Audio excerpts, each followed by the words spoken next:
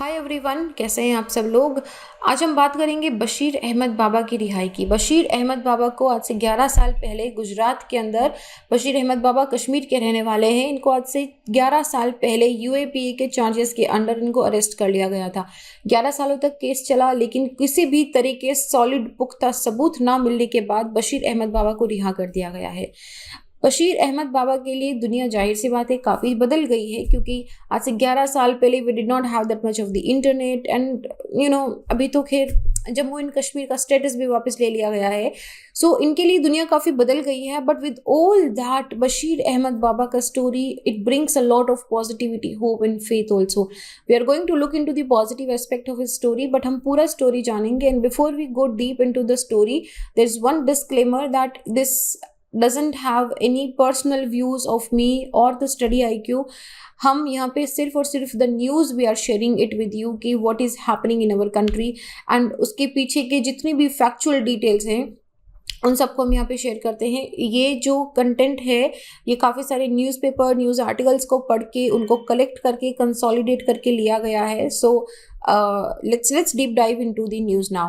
44 year old Srinagar के resident हैं बशीर अहमद बाबा, जिनको 23 जून को फाइनली रिहा करके घर भी भेजा गया है।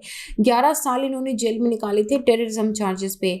इन पे एलिगेशन लगाई थी और इनको ब्रांड नेम दिया गया था पेप्सी बॉम्बर। रीज़न ये था इस एलिगेशन का कि इनको पेप्सी बॉम्बर क्यों दिया गया है, क्योंकि ऐसी एलिगेशंस के अकॉर्डिंग ये जो पेप्सी कैंस होते हैं उनके अंदर एक एक्सप्लोजिव डिवाइस को डालते थे and he would hurl at police in Kashmir. 2008 में जो एजिटेशंस हुआ था against the Amarnath shrine board, तो उसके एलिगेशंस इन पर लगाए गए थे। एक लोअर कोर्ट सूरत गुजरात ने जितने भी चार्जेस एक्वेंटेड थे उन सबको इंक्लूडिंग इनके अगेंस्ट जितने भी चार्जेस लगे हुए थे उनके खिलाफ इनको रिहा कर दिया गया है, जो unlawful activity prevention act UAPA के अंडर था। यूएपीए का मैं डिटेल इस वीडियो में नहीं बताऊंगी क्योंकि काफ़ी डिटेल्ड एक्ट है, and already we have done one a very very beautiful and informative video on the UAPA. आप इसको सर्च कर सकते हैं स्टडी IQ के साथ में। आपको इस पर जितनी भी इंफॉर्मेशन रिलेटेड यूएपीए के साथ है वो यहाँ पे मिल जाएगी। सो बशीर अहमद बाबा फाइनली घर पहुँच गए हैं, बट इससे पहले हुआ क्या था। 2010 में गुजरात के अंदर इनको डिटेन कर लिया गया था और इन पे एक्विजिशन लगाए गए थे कि ये मुस्लिम यूथ को रिक्रूट कर रहे हैं और उनको रिक्रूट करके पाकिस्तान भेजा जा रहा है ट्रेनिंग के लिए और इंडिया में टेररिस्ट एक्टिविटीज को स्प्रेड करने के लिए। तो ऐसे में इनको ये एलिगेशन लगाया गया था कि ये कश्मीर से गुजरात इसी तरह की ट्रेनिंग लेने के लिए आए थे। तो कोर्ट, जो गुजरात का वडोदरा कोर्ट है, इन्होंने जितने भी प्रोसिक्यूशन थे they failed to prove any charges against, and कोई भी एविडेंस इनको बशीर अहमद बाबा के खिलाफ नहीं मिला था। बशीर अहमद बाबा जो है ये एक नॉन गवर्नमेंट ऑर्गेनाइजेशन के लिए काम करते थे, जो बच्चों के लिए मेडिकल कैंप लगाते थे, specially children with Clift lip, जिनके जो अगर आपने कभी फोटोज में देखा होगा, अगर if they don't have the proper lips तो उनके लिए सर्जरीज वगैरह होती थी। तो इसी सिलसिले में गुजरात क्लेफ्ट एंड कार्निफेशियल जो रिसर्च इंस्टीट्यूट है वहाँ पे ये ट्रेनिंग के लिए आए थे अपने NGOs की तरफ से। तो वहाँ पे 13 मार्च को यहाँ पे आनंद पे इनको बुक कर लिया गया था under the UAPA and the criminal conspiracy कि ये यहाँ पे टेररिज्म स्प्रेड कर रहे हैं, and he is also as a member of the band Hizbul Mujahideen.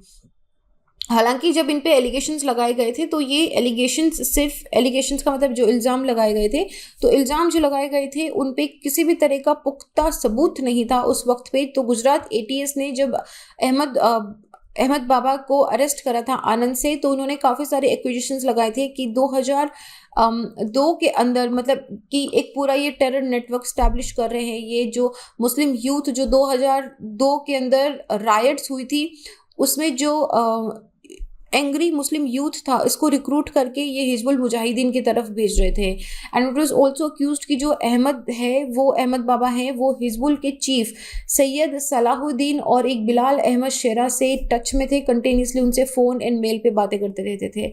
तो उनको section 120B IPC and section 16, 17, 18, 20 of the unlawful activities prevention act in 2010 के अंदर इनको अरेस्ट करा गया था। तो जो अहमद शाह है, इनके जो काउंसिल थे खालिद शेख, इन्होंने बोला कि एटीएस जो है दे कंटेंटेड कि अहमद जो है इन्होंने डॉक्टर जो कैंप में थे उनका लैपटॉप यूज़ करा था और वो उनका लैपटॉप यूज़ करके हिजबुल के हैंडलर्स को पाकिस्तान के अंदर ईमेल भेजते थे। और उन्होंने ये भी बोला कि वो काफ़ी सस्पिशियस फ़ोन कॉल्स करते थे, बार बार कैंप से चले जाते थे ये कह के कि उनको खाना खाना है या फिर उनको प्रेयर्स ऑफर करने के लिए जाना है। तो इस वजह से वो काफ़ी बार कैंप में बहुत स्टैटिकली थे नहीं, बहुत सस्पिशियस फ़ोन कॉल्स बनाते थे। बट इस तरह की किसी भी एलिगेशंस, कोई भी एलिगेशंस प्रूव नहीं हो पाई थी। तो सेशन कोर्ट गुजरात ने बाबा पे लगे हुए सारे जितने भी चार्जेस, कंट्रोवर्शियल चार्जेस थे, उन सबको इन्होंने क्लियर कर दिया था। शकील अहमद नाकुम एक एडिशनल सेशन जज हैं आनंद डिस्ट्रिक्ट कोर्ट में। इन्होंने एटीएस के जितने भी, ही रिजेक्टेड एटीएस कंटेंशन की बाबा जो है ये मिलिटेंट से एसोसिएट हो सकते हैं, क्योंकि इस तरह का कोई भी एविडेंस इस रिगार्ड में मिला नहीं था।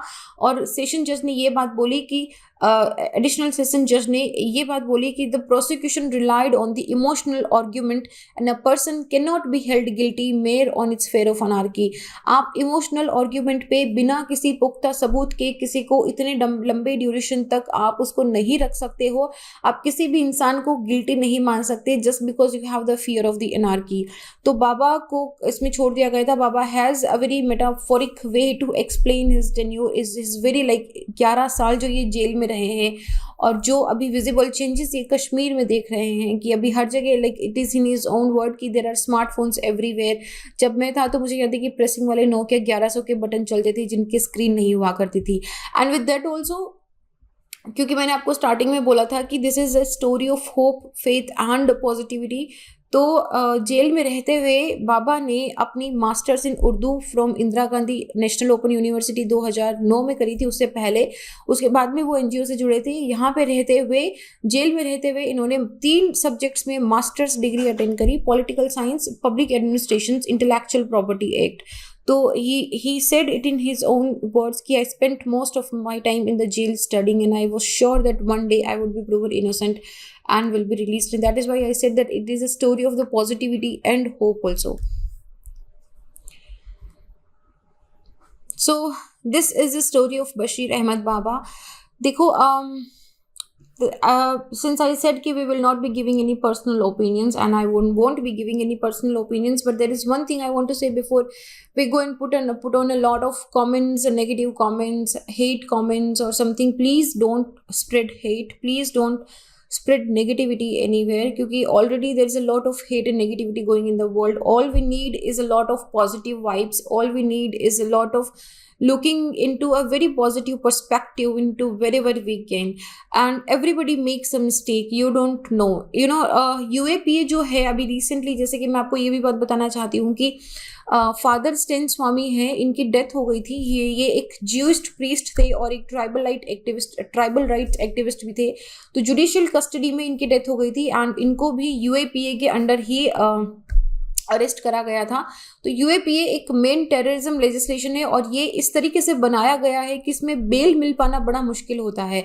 तो इसी डिफ़िकल्टी में उनको बेल नहीं मिल पा रही थी और इसी वजह से एक प्रिंसिपल रीज़न बताया जा रहा है कि क्यों जो फादर स्वामी है वो he died as a prisoner in the hospital और उनकी जो कॉन्स्टिट्यूशनल लिबर्टी थी वो कॉम्प्रोमाइज़ हो गई थी।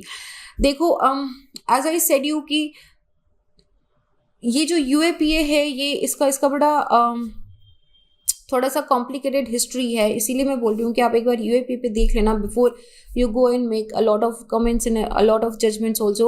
We should get to know the complete picture. Once you know the complete picture, आप हमेशा जब सिक्के के दोनों पहलू समझ लेते हो अच्छी तरीके से, like as a rational person, and then only come to a decision, only if it is necessary to come to a decision. So this was our thing कि हम आपको अवेयर करें and what is happening here. So this was it. मेरा नाम संतोष है। अगर आप मुझसे जुड़ना चाहते हैं तो इंस्टा या टेलीग्राम पे little_simple_बुधा पे जुड़ सकते हैं।